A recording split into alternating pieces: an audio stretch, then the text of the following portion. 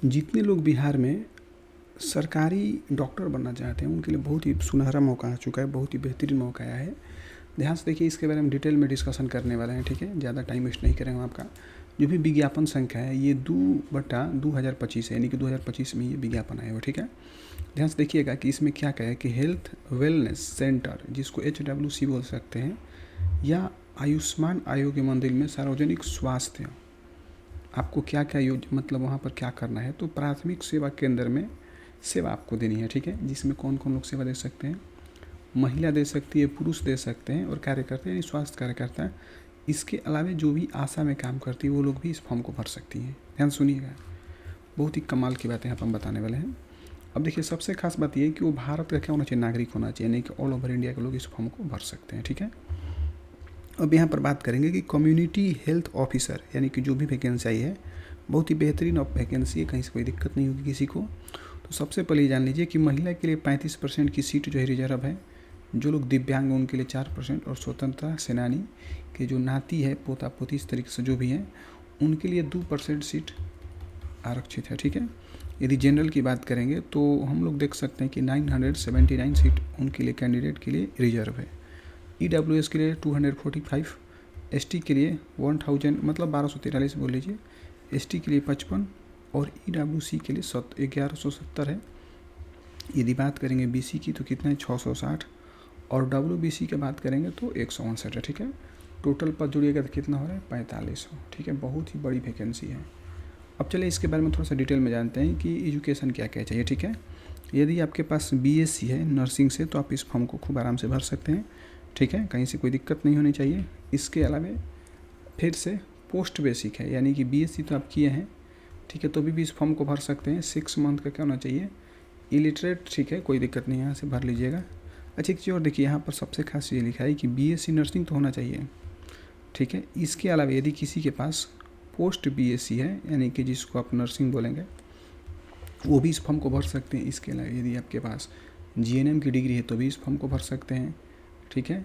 यदि आपके पास सर्टिफिकेट है CCH, जिसको आप लोग बोल सकते हैं कि सर्टिफिकेट कोर्स इन कम्युनिटी, ठीक है, इसका कोर्स तो भी भर सकते हैं, ठीक है। IGNOU से भी आप हैं तो भी इस फॉर्म को भर सकते हैं, कहीं से भी दिक्कत नहीं, आराम से इस फॉर्म को भरिए। अभी इसके बारे में और भी हम डिटेल में डिस्कशन करने वाले हैं, ठीक है, आगे चल के एकदम डिटेल में, ध्यान से देखिएगा। अब थोड़ा सा ये चीज़ जान लीजिए कि सामान्य निर्देश में है कि NHM, ठीक है, के तहत सभी जो भी नियुक्ति होगी यानी कि CHO का, उसमें 40,000 रुपये एक महीने में आपको मिलेगा, यानी कि 40,000 रुपये आपको उसमें पेमेंट है, इस चीज़ को याद रखेंगे। और जिसमें से 32,000 रुपये निर्धारित फिक्स रिक्रूटमेंट और 8,000 रुपये प्रति माह, मतलब आपको पेमेंट के रूप में, कुल मिलाकर ये समझिए ना कि हेल्थ इंडिकेटर के रूप में गणना कर भुगतान किया जाएगा। इसका मतलब ये कि 40,000 रुपये आपका टोटल सैलरी है, लेकिन इसमें से आपको 32,000 रुपये शुरुआत में मिलेगा, ठीक है। बाकी जो 8,000 रुपया है वो आपको पेंशन वंशन के लिए या किसी चीज़ के लिए आपको कटेगा, ठीक है। यानी कि टोटल फाइनल आपको 32,000 मिलने वाला है, और 8,000 रुपये आपका ये सेविंग रहेगा, ठीक है। अब देखिए कि OU की बात करेंगे तो यदि कट ऑफ डेट की बात करेंगे तो 1/4/2025 की होनी चाहिए, ठीक है। यानी कि एज की बात करेंगे तो यदि आपका डेट ऑफ बर्थ 1/4/2025 के अंदर में आ रहा है, ठीक है, तो आप इस फॉर्म को भर सकते हैं। मतलब कि 40 यहीं तक होना चाहिए, डिटेल में और बताने वाले। देखिए ना, कम से कम आपके 40 बरस तो होना ही चाहिए, मतलब मैक्सिमम। देखिए यहाँ पर खुद लिखा है कि 1/1/2025 को, जो हम यहाँ पर बताने वाले हैं 1/4/2025 को, ठीक है, वही चीज़ यहाँ पर लिखा है कि 1/4/2025 को 21 बरस होना चाहिए। अधिकतम आयु आपको यहाँ पर नीचे बताया गया है कि जो EWS है या जनरल्स के लोग हैं उनके लिए 37 बरस है, और मतलब कि पिछड़े वर्ग के लिए पुरुष और महिला जो दोनों हैं उनके लिए 40 बरस है। EWS जो भी महिला है उनके लिए भी 40 बरस है। अनुसूचित जाति और अनुसूचित जनजाति के लिए कितने, 42 वर्ष हैं। यानी कि आपकी एज जो है 21 से 42 तक के बीच में है, तो आप इस फॉर्म को भरिए। छूट भी अभी और आपको मिलने वाला है। जो लोग दिव्यांग हैं उनके लिए जितना एज तो रहता ही है, लेकिन 10 बरस का छूट और भी मिलेगा, ठीक है। इसके अलावा जो लोग देखिए विभागीय कर्मियों के अधिकतर यानी कि स्वास्थ्य विभाग में ही किसी डिपार्टमेंट में काम कर रहे हैं तो उनके लिए 5 बरस का छूट मिल रहा है, ठीक है। और हम लोग बात करने वाले नीचे में। अब एक चीज़ और जान लीजिए, ध्यान से सुनिएगा। यहाँ पर साफ लिखा है कि उक्त परिषद में निबंधन नहीं होने की स्थिति में इम्पोर्टेड नोट्स, जो कि ये जो भी आपको लिखा है कि आलोक में उपलब्ध निबंध मतलब कि निबंधन प्रमाण पत्र आपको देना पड़ेगा। 100 रुपये का स्टैम्प पेपर लेना है और उस पर जॉब लगने के बाद 90 दिन के अंदर, ठीक है, उस पर लिख कर देना है। अभी आपको आगे बताया जाएगा, ठीक है, क्या लिख कर देना है। पटना से निबंधित होने का प्रमाण पत्र प्रस्तुत करेंगे और यदि ऐसा वो निबंधन नहीं देते हैं तो उनका जो भी एप्लीकेशन है कैंसिल कर दिया जाएगा, यानी कि आपको बाहर कर दिया जाएगा। तो अभी पहले आप ज्वाइनिंग करिए, बाद में तो ये तो बात जो है बात की है, पहले आप ज्वाइनिंग करिए।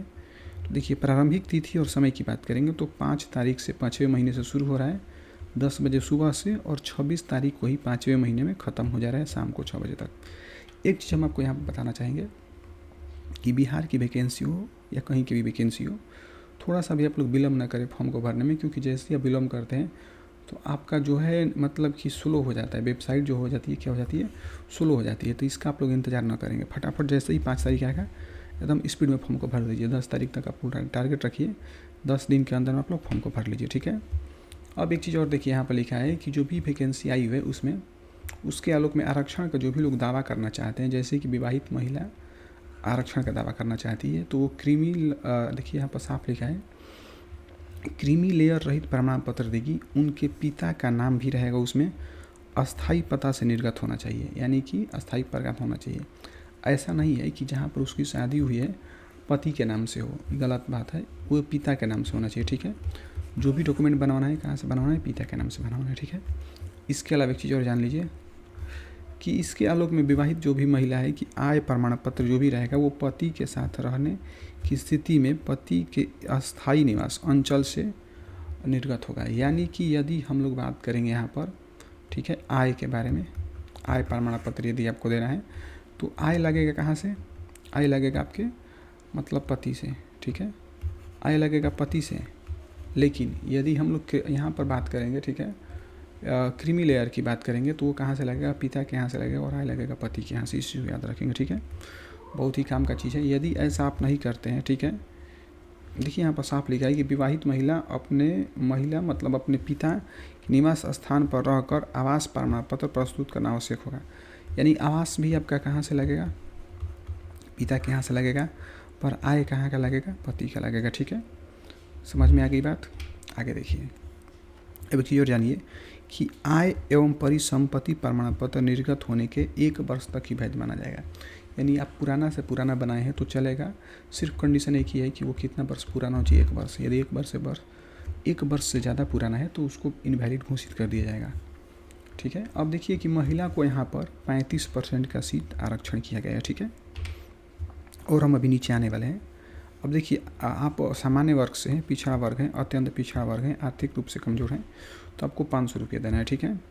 अनुसूचित जाति, अनुसूचित जनजाति यानी कि बिहार के यदि आप अस्थायी निवासी हैं तो आपको 125 रुपया देना है, ठीक है। बिहार के अस्थायी निवासी को फिर कितना देना है, 125 रुपये। किन को, मतलब महिला के लिए।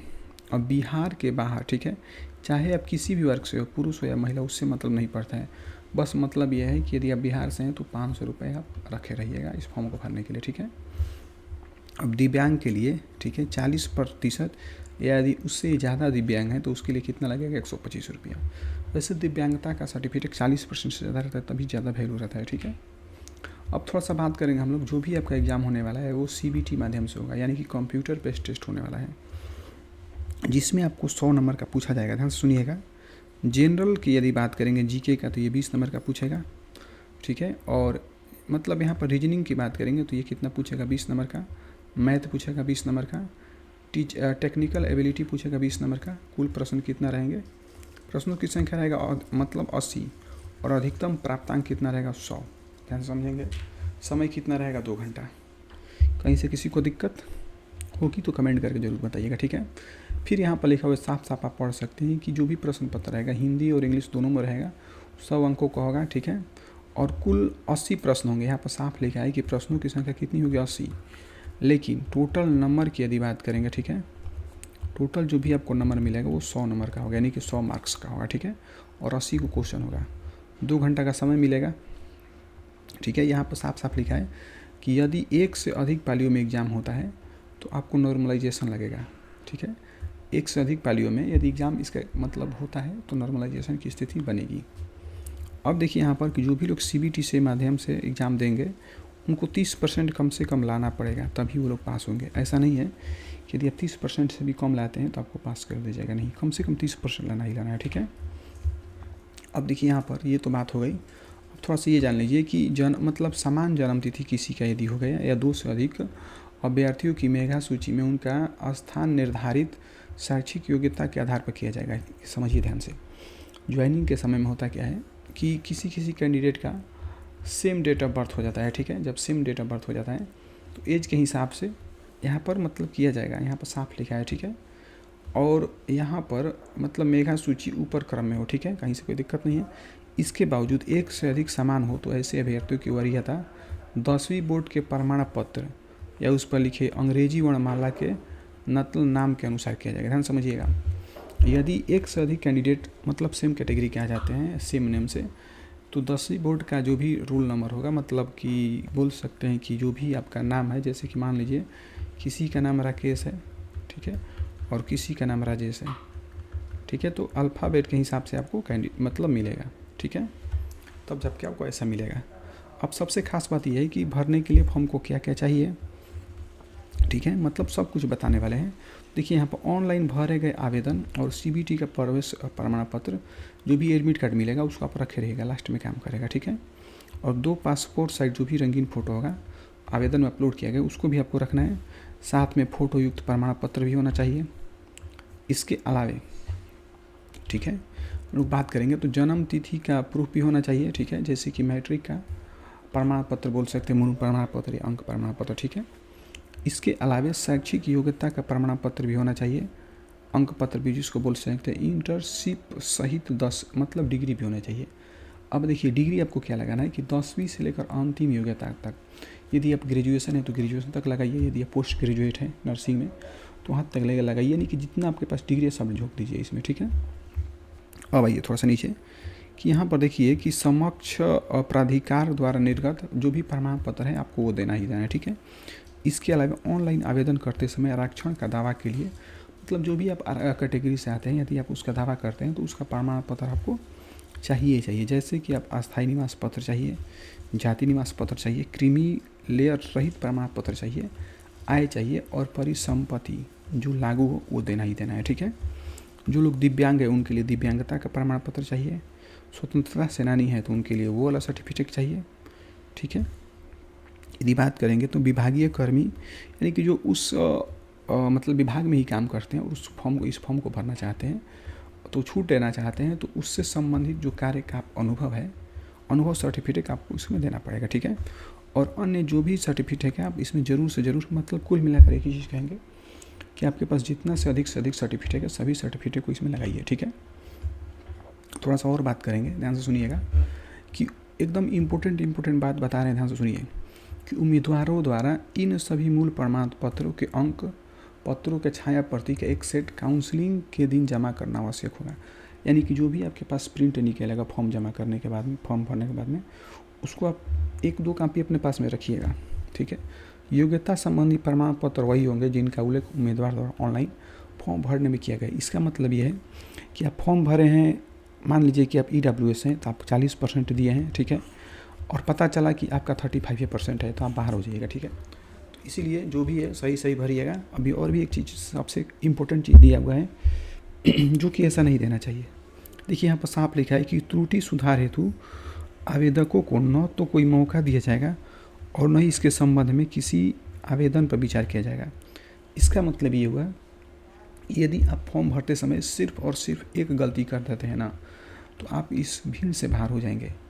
कुल मिलाकर बात यह है कि आप जो भी फॉर्म भरिएगा सामने बैठकर भरवाइएगा, एक एक स्टेप को 2-2 बार देखिएगा कहीं से गलत ना हो। यदि गलत हो जाएगा तो मौका नहीं मिलेगा सुधारने का, कुछ भी करिएगा मौका नहीं मिलेगा, ठीक है।